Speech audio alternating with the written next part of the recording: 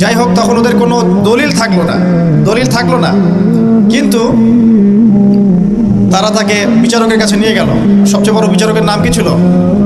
নমরুদ। জিজ্ঞাসা করলো, তোমার রবকে? ইব্রাহিম বলছেন, রব্বি আল্লাযী ইউহয়ী ওয়া ইউমীত, আমার রব তিনি যিনি জীবন দেন এবং মৃত্যু দেন। নমরুদ বলছে, আনা উহয়ী ওয়া উমীত, আমি তো জীবন দিই মৃত্যু দেই। কিভাবে? ফাঁসির আসামিকে ছেড়ে দিল, এই যে জীবন দিলাম। নিরপরাধ একটা মানুষকে হত্যা করলো, এই যে মৃত্যু দিলাম। কথা বুঝতে পারছেন? এবার তিনি বলছেন, ফাকালা ইব্রাহিম বলছেন এবার যে রব্বি আল্লাযী ইউহয়ী ওয়া ইউমীত, সে বলল আনা উহয়ী ওয়া উমীত। ফাকালা ইব্রাহিম এরপর বলছেন যে ইন্নাল্লাহা ইয়াতি বিশ-শামসি মিনাল মাশরিক ফাতি বিহা মিনাল মাগরিব, আমার রব পূর্ব দিক থেকে সূর্য উদিত করেন, তোমার যদি ক্ষমতা থাকে তাহলে পশ্চিম দিক থেকে সূর্য উঠিয়ে দেখাও।